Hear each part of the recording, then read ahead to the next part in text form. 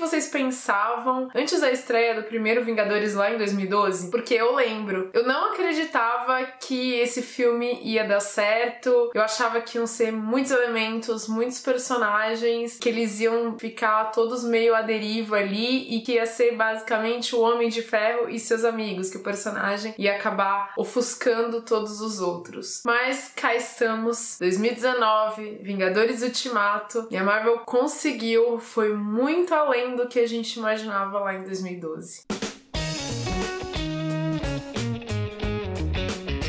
Pessoal, eu sou a Aline, premiar nenhuma das alternativas, e hoje eu vim aqui para falar sobre Vingadores Ultimato. Depois de uma espera aí de um ano, mas que pareceu uma vida depois de Guerra Infinita, o filme estreou no Brasil e no mundo. E eu não vou aqui fazer uma crítica sobre o filme. Já tem muitas críticas na internet, no YouTube aqui, boas críticas para vocês acompanharem. O que eu quero fazer aqui é uma análise de alguns personagens, mais precisamente sobre os 6 originais, os fundadores lá do grupo de 2012, que tem foco nesse filme. E eu não tenho como fazer uma análise dos personagens e do que eles viveram nesse filme sem dar spoilers sobre ele. Então esse é um vídeo com spoilers. Se você ainda não assistiu o filme, vai lá, confere e depois você volta no vídeo. Assim como o primeiro Vingadores, que é muito referenciado e homenageado nesse novo filme, Ultimato é um longa sobre seus personagens. E apesar da gente ter alguns coadjuvantes que tem arcos bem interessantes aqui nesse filme, como a Nebulosa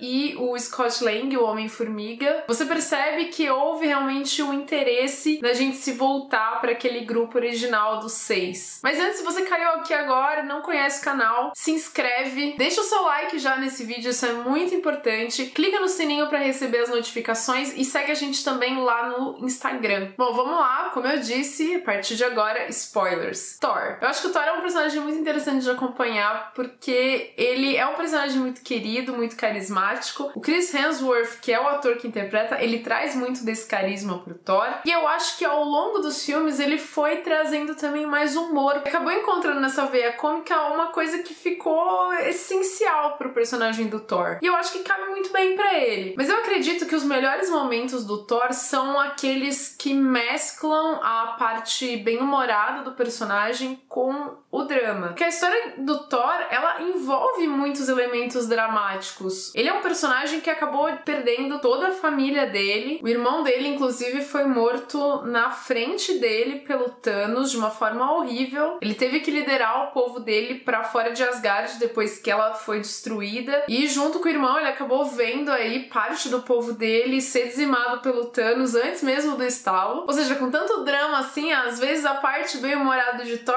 fica meio deslocada. Mas eu acho que em Guerra Infinita eles conseguiram fazer um equilíbrio bom nisso, e aqui em Ultimato também. Eu sei que tem muita gente que ficou incomodado com o Thor gordo e bêbado. Eu achei legal, mas eu entendo realmente que é um elemento que foi usado muito mais uma parte cômica dentro do filme do que o drama dele tá depressivo por conta de tudo o que aconteceu em Guerra Infinita. De qualquer forma, tem uma cena nesse filme que pra mim vale a jornada do Thor. É o momento em que ele encontra com a mãe. Primeiro que é um momento super tocante e super importante pro Thor. A gente entende que, apesar dele ter perdido muita gente, a mãe era uma figura muito, muito relevante e importante na vida dele, e vem dela aí essa sabedoria que provavelmente vai trazer uma virada pro personagem, pelo menos é isso que indica, né? Ela fala que ele precisa encontrar quem ele é de verdade, não quem ele deveria ser. Ele deveria ser o líder dos Asgardianos, por ser filho de Odin e tudo mais, mas é quem o Thor é? Não, né? A gente entende isso por conhecer ele por todo esse tempo. Como ele fala pra Valkyria, ao deixar ela como líder ali, ele vai agora partir numa jornada para se conhecer e, com certeza, ao lado dos Guardiões da Galáxia, né? Ele deve estar no Guardiões da Galáxia 3. E eu acho que a dinâmica do Thor com esses personagens vai fazer muito bem pra ele. Guardiões da Galáxia, que é muito bom em mesclar mesclar humor com parte de drama. Bom, o Hulk pra mim é a parte um pouco mais fraca dessa questão dos personagens, dos 6 originais em Ultimato. Diferente dos outros, eu acho que o Professor Hulk foi deixado meio de lado, justamente porque, diferente de todos os outros aqui, ele é um personagem que tá muito bem resolvido. Todo mundo tá sofrendo com as perdas, mas o Hulk tá no melhor momento dele, né? Virando o Professor Hulk, que é mente do Bruce Banner com o corpo do Hulk, o melhor dos dois mundos. Ele tá tranquilo. Dá a impressão que ele tá ali no meio da galera mais por querer ajudar os amigos do que porque realmente quer reverter a situação. Então, sem conflito,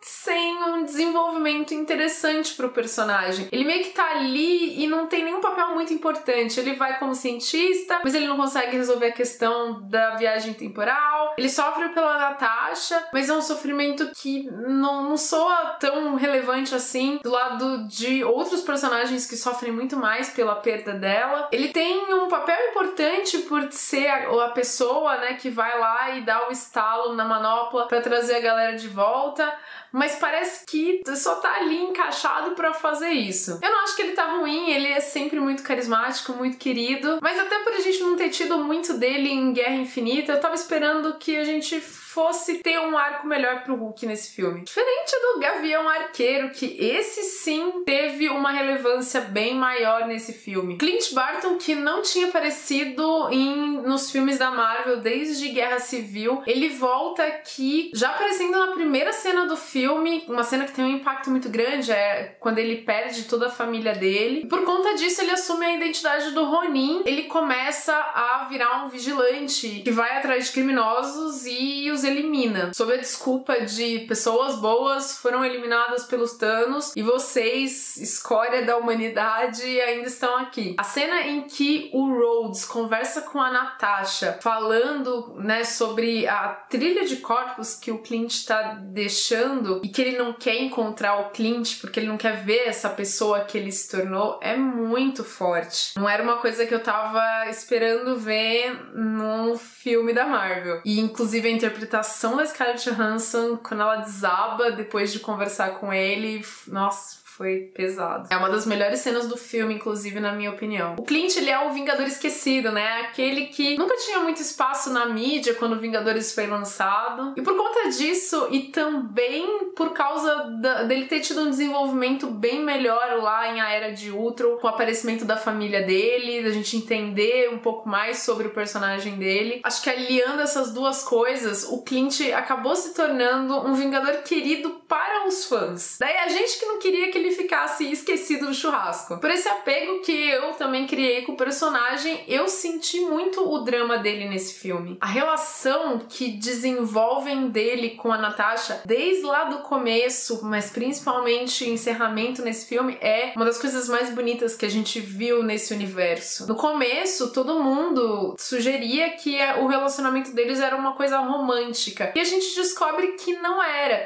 É muito mais uma relação fraternal, uma relação profunda de aceitação um do outro, de um tá ali apoiando o outro e, claro, uma relação de amor também. Em determinado momento, ele tenta se sacrificar, né, porque ele se acha muito menos digno de continuar do que a Natasha e, por fim, ela acaba sendo a redenção dele e ela se sacrifica para que ele possa ter oportunidade de viver a vida dele. E eu já vou chegar nela, calma aí. Ele atendendo o telefonema da esposa foi a melhor cena que eles podiam fazer pra mostrar que os dizimados pelo Thanos tinham voltado depois do estalo do Hulk. E a nossa querida Viúva Negra, a Natasha, ela também teve uma jornada muito incrível nesse filme. Se por um lado o Clint decidiu partir pra uma missão de vingança, a Natasha transforma todo esse sentimento de perda e de tristeza em força pra assumir a liderança dos Vingadores. Todos passam a se reportar pra ela e seguir os direcionamentos dela. Como ela explica pro Steve depois, os Vingadores são a única família que ela teve que faziam com que ela fosse uma pessoa melhor e ela queria continuar melhorando. Por isso, ela não abria mão dessa família. A Scarlett Johansson tá maravilhosa nesse filme. Todas as cenas dela são muito boas, especialmente na primeira parte que a gente tá vendo o quanto ela tá sofrendo com tudo que aconteceu. E essa parte parte do filme que algumas pessoas estão acusando de ser muito lento, eu acho que é importantíssimo para que a gente tenha lá na frente, no final da jornada dela, o peso necessário. Quem diria que aquela personagem que foi introduzida lá em Homem de Ferro 2, que era hipersexualizada, que parece ter mais surgido pra trazer a heroína gostosona pro grupo, tenha sido tratada com tanto respeito e carinho nesse filme. Eu sempre reclamei que os filmes da Marvel não davam muito espaço pra personagem dela, porque é uma personagem muito complexa e valia explorar mais a mente da Natasha. Por exemplo, num filme solo que ela vai ganhar agora. Mas eu acho que Ultimato faz muito bem isso. A gente não precisa ter muito tempo de tela pra explorar bem os personagens, como esse filme mostra. A cena final dela com o Clint é muito legal. Eles se desenvolveram muito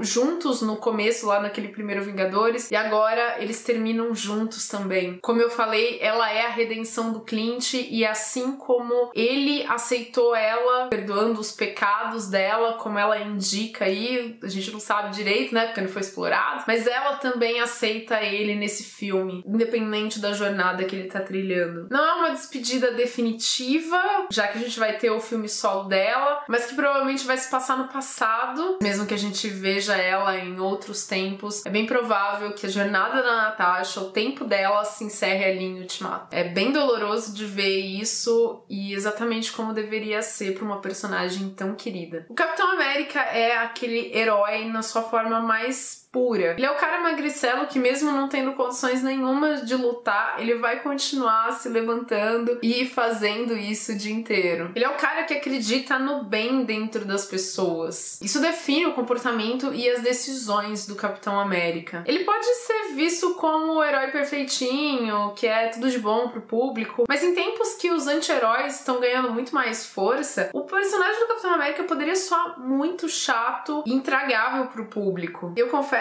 que era mais ou menos isso que eu pensava no início do Capitão. Mas ele é definitivamente o líder dos Vingadores e a equipe está em muito boas mãos. E é uma defensora do time Stark falando aqui. Acho que eu posso cravar aqui que é do Capitão as cenas de ação mais incríveis desse filme. Ele enfrentando o outro Capitão América é super empolgante. Ele lutando com o Mjolnir. A hora que ele pegou aquele martelo, a sala de cinema veio abaixo e eu tava junto ali. Eu não fico reagindo o tempo todo às coisas, mas nesse momento até eu fiquei muito eufórica. Que demais ver que ele é digno do martelo. E como o Thor fala, né? I knew it, eu sabia. Como se não bastasse, ele tem um momento absurdo, incrível, que os fãs estavam esperando lá desde o primeiro Vingadores, mas que chegou no momento certo, quando ele tá junto com todo mundo e grita Avengers Assemble! Provavelmente a primeira e última vez que o Capitão Steve Rogers vai falar isso. A jornada do Capitão América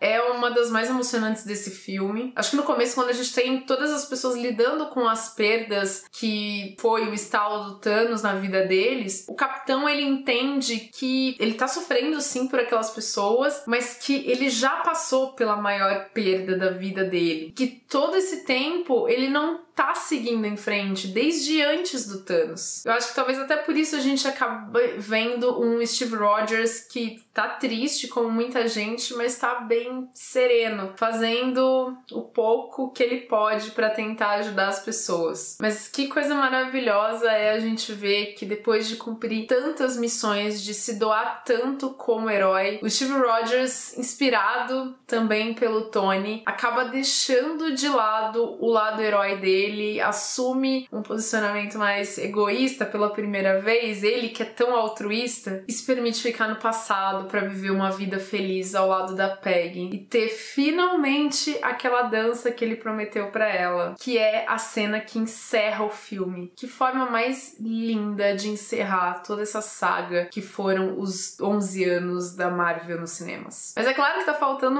né? O Tony Stark. Ah, Tony. O Tony é o início de tudo isso isso que a Marvel criou nos cinemas. Começou lá no Homem de Ferro 1 em 2008. E foi de uma forma muito mais despretensiosa do que o que a gente tem hoje. Acho que ninguém esperava, nem os idealizadores do projeto, que ia chegar onde chegou. Apesar de muita gente que não conhecia quadrinhos não entender quem era o Homem de Ferro, ele acabou conquistando todo mundo, porque é um personagem com uma construção muito carismática. O Robert Downey Jr., que praticamente na vida real é o gênio bilionário, o playboy filantropo, encarnou esse personagem de uma forma muito incrível. A gente não consegue mais desassociar o Tony Stark do Robert Downey Jr. E o Tony é um personagem super complexo e, a meu ver, aquele que tem a melhor construção em todo esse universo. Lá no começo ele era esse cara super egoísta, mega arrogante, achava que era superior a todo mundo, ninguém era tão bom quanto ele e ele queria ser reverenciado como essa figura superior. Até que ao longo dos filmes ele vai começando a ter um choque de realidade e ele percebe que sim, ele pode ser superado e que existem muitas ameaças, o universo afora, que são superiores às habilidades dele. Daí começa a ter uma mudança bem drástica no Tony, ele começa então a temer pelas pessoas e pelo mundo e vai tomando uma série de decisões tanto complicadas.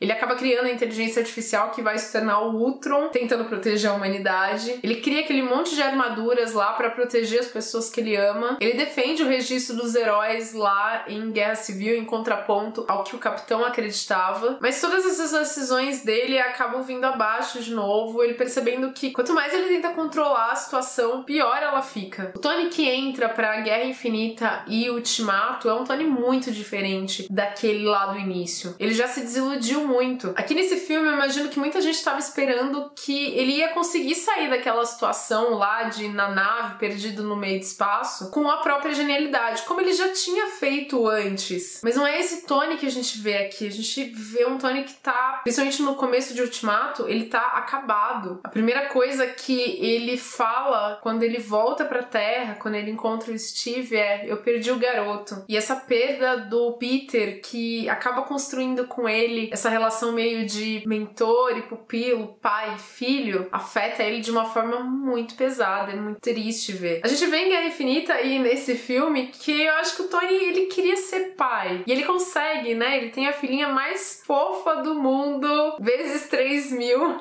com a Pepper, mas ele também tinha um sentimento próximo a isso com o Peter. E apesar da gente ver lá 5 anos depois ele com a Pepper e a menina super fofa criando sua família e parecendo bem, o Tony não tá bem. Ele, assim como os outros, também não conseguiu seguir em frente. E mesmo agora tendo muito a perder, ele se junta aos Vingadores pra fazer com que a missão de viagem no tempo aconteça. E por fim, é dele que a gente tem que se despedir, o que é muito poético. Começou com o Tony e termina com ele. Como o Pablo Vilaça apontou de uma forma brilhante na crítica dele sobre Vingadores Ultimato, a gente tem outro paralelo lá do começo e aqui do final que é incrível. Lá em Homem de Ferro 1, a gente tem no final do filme o Tony se apresentando pela imprensa e falando a frase: eu sou o Homem de Ferro. Lá era o Tony, egoísta, que queria aplausos, queria ser reverenciado. Ele tava fazendo isso por ele. E aqui, quando ele fala, antes do estalo, eu sou o Homem de Ferro, o peso é completamente diferente. Dessa vez é o Tony altruísta. É o Tony que tá se sacrificando para que todas as outras pessoas possam viver. Que coisa mais linda.